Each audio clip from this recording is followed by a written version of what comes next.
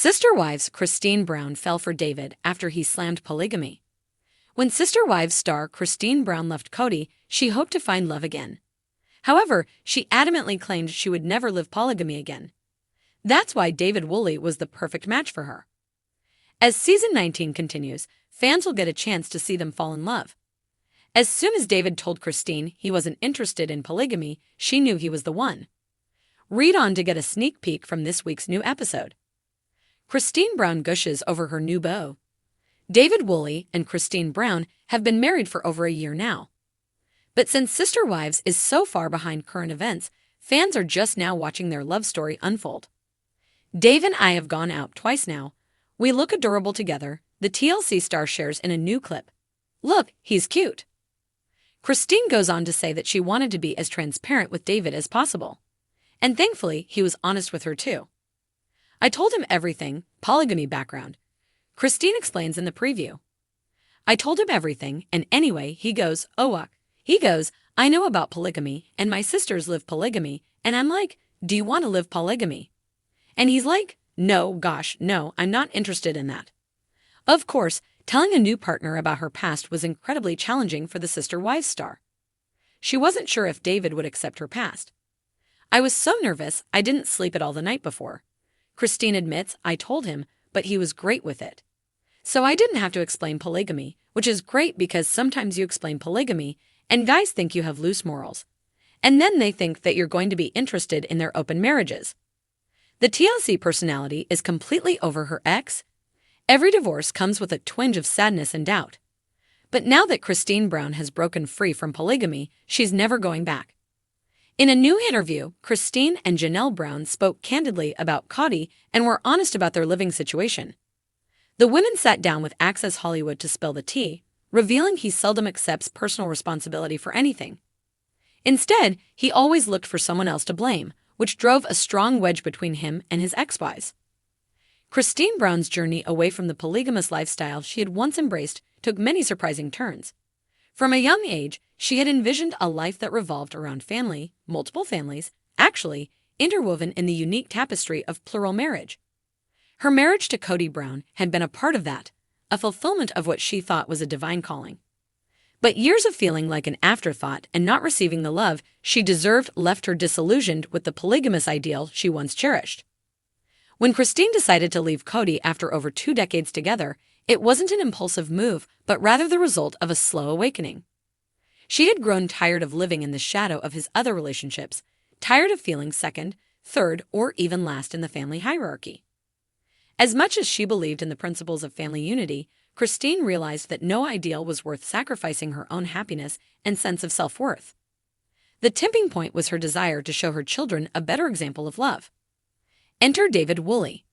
Cristin didn't see him coming, and in some ways, neither did anyone else. David wasn't part of the world she had known. He wasn't raised in the fundamentalist Mormon faith, and he certainly didn't subscribe to polygamy. Their paths crossed when she was least expecting it, and he quickly became a breath of fresh air in her life.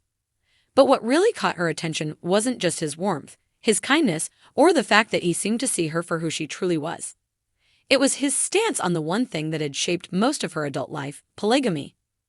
David had made his thoughts on the matter abundantly clear early in their relationship.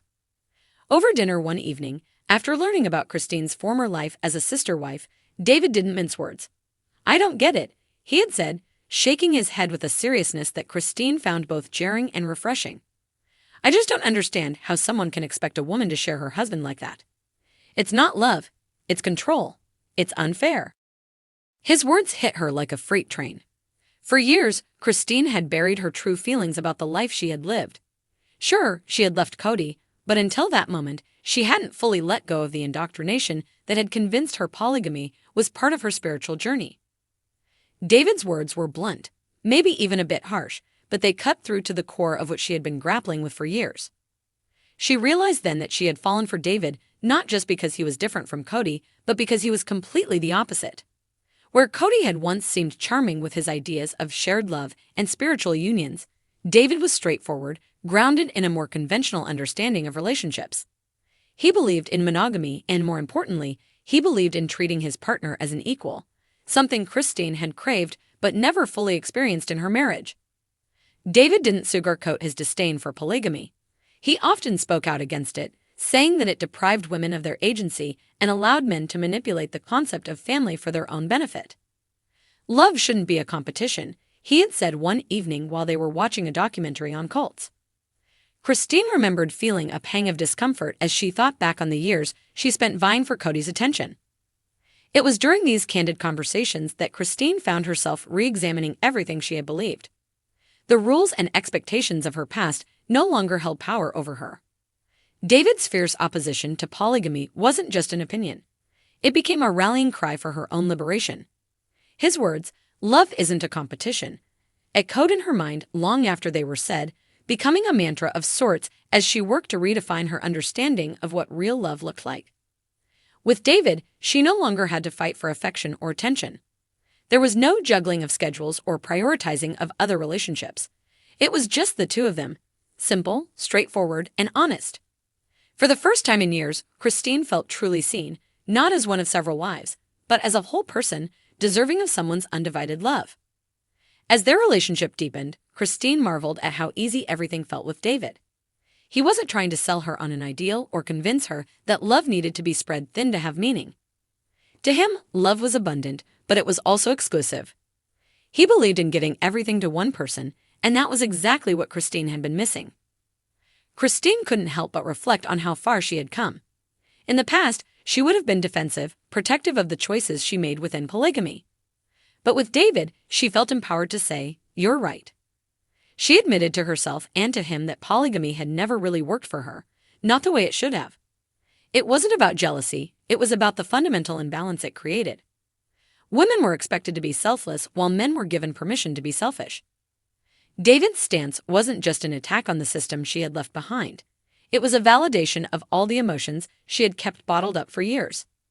He respected her enough to challenge the beliefs she had once held, and in doing so, he helped her reclaim her narrative. She wasn't just a former sister wife, she was Cristin Brown, a woman who deserved real love. As they built a life together, Cristin realized that her relationship with David was a reclamation of everything she had lost in polygamy. It wasn't just about falling in love with him, it was about falling in love with herself again. David's refusal to endorse polygamy was a turning point for her, a moment of awakening that allowed her to finally let go of the past and embrace the future she had always deserved. And in the end, that was the greatest love story of all, the one where Cristin finally chose herself.